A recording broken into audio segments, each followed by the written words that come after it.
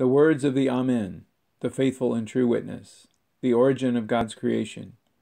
I reprove and discipline those whom I love. Be earnest, therefore, and repent. Listen, I am standing at the door knocking. If you hear my voice and open the door, I will come into you and eat with you, and you with me. To the one who conquers, I will give a place with me on my throne, just as I myself conquered and sat down with my Father on his throne. Revelation chapter 3, verses 14 and 19 through 21.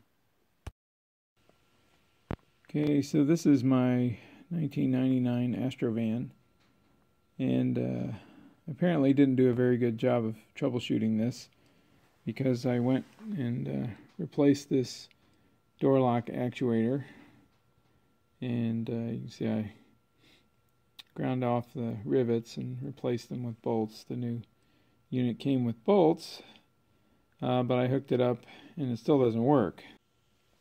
So there's basically a lock and unlock circuit on this, so they just reverse the polarity for the lock or unlock direction.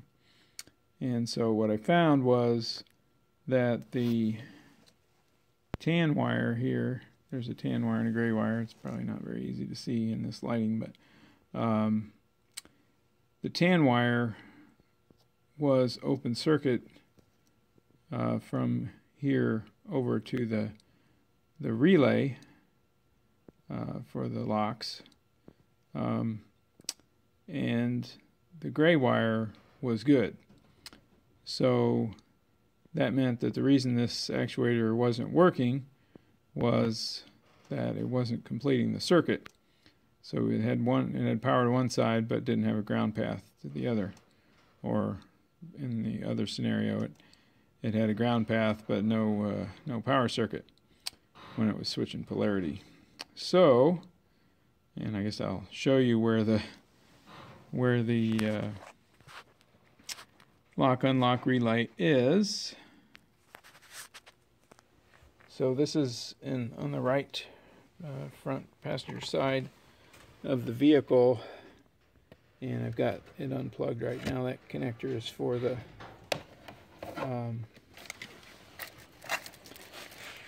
that connector where I have the red wire kind of stuffed in there just to test the continuity. But that's the gray wire. That's the good one, so I was just testing to make sure. And then the tan wire is the second from the right there. And and that plugs into that dude right there, which is the relay. And then this thing down here, the black one, is the control module.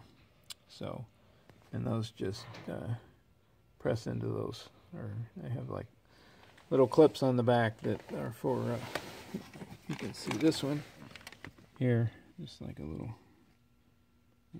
push pin, kind of a plastic connector that goes in those holes. And so that's how I got those out. And so now I'm going to figure out on the other side, there's an inline harness connector. And I'm going to see if I got continuity up to that point. Okay, so the inline harness to the door is right back here. It's this white one right here. I'm assuming that this will just pull out of here. So, like so. I think the wires we're interested in here are these right on the end. So the way I will know I have the right one is if I take it apart.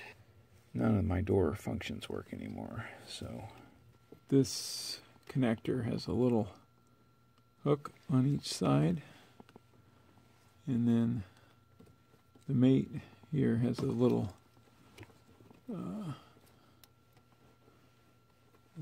piece you might be able to see right here that you have to push back to get it over the hook. And so you stick your little thing to pry it up in that spot on each side, and you're able to work that apart. And so this side goes to the door, and this side is the body.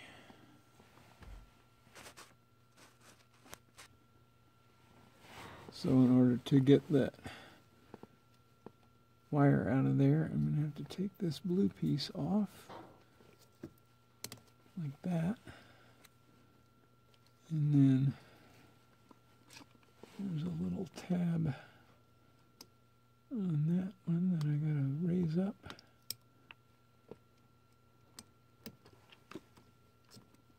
And there's that. So now I should be able to plug this back in. Should probably snap this back in there before I do that.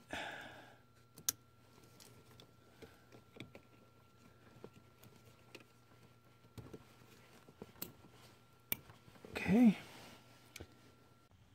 Okay, so what I decided to do here was I took that connector loose, and I'm going to go ahead and pull the wiring harness up out of that hole, but I don't have quite enough room to do that. And since I need to replace these door pins anyway, because the door kind of drops down when you open it, I'm going to go ahead and replace those pins. So to do that, I have to take the door off, and that will allow me to have enough room to get this harness out of there, and then I can repair that broken wire at the same time that I'm doing that. So that will make things easier, hopefully.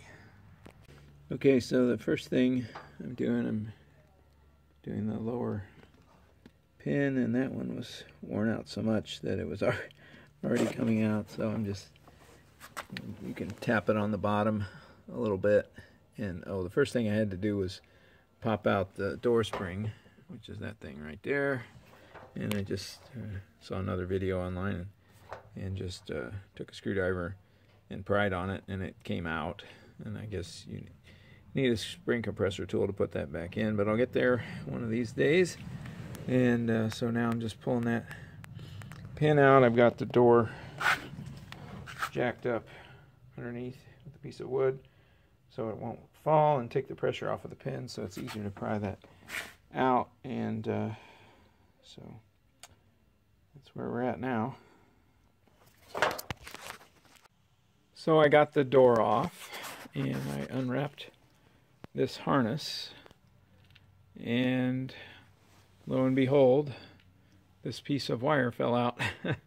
And that was the one that was for the door unlock. So that tells me that inside this rubber boot, which was kind of twisted right in this area here abnormally, and so I'm going to have to figure out how to get this thing off of there and look at the other wires around it to make sure that none of them are about to break also. Okay, so what I did was there was that, and then another one on this harness. I loosened those up. That allowed me to get a little more movement out of this harness, and then I was able to pull it out enough to begin unwrapping the tape here. This piece right here is just a piece of rubber that's taped on to that bundle. So as I release this tape,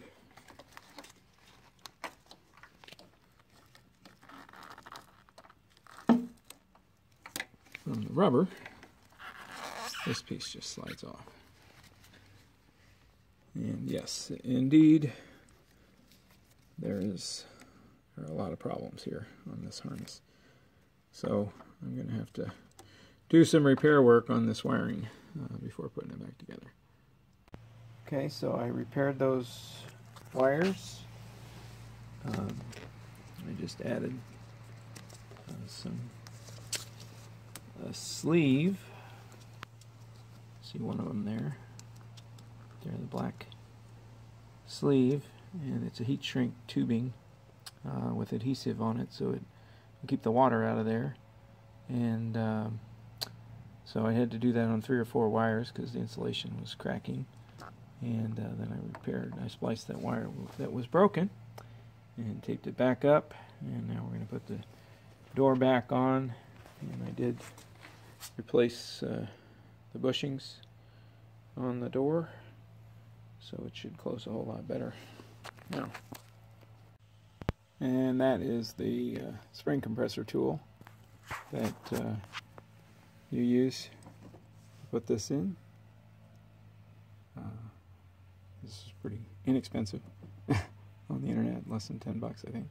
So, and then you compress it and you just loosen the bolt, and that's the tension off, and your spring is installed. Okay, one note about the door lock actuator. It did not, so when you hit lock, it goes down. When you hit unlock, this is the passenger side, it goes up. Well, it did not go up far enough. See, it has to go up far enough to unlock this dude, like that. Okay, so I found that when I had replaced put the new actuator in, I was still having trouble with it, not wanting to travel as far as it should. And so what I figured out here, this is kind of hard to focus on there, but where the lock rod goes through up here towards the top, can you see that? You can see that moving up in there. So what I did was I sprayed a little WD-40 up in that spot where that thing is moving, and it moves a whole lot easier now. So I think that was probably the reason why the actuator was having so much difficulty moving it, because it was just kind of gummed up in there. So I tried to put some grease up in there, but without taking it apart, it's kind of difficult. So I just sprayed a bunch of WD-40 up there because it flows. So anyway, we're going to try that.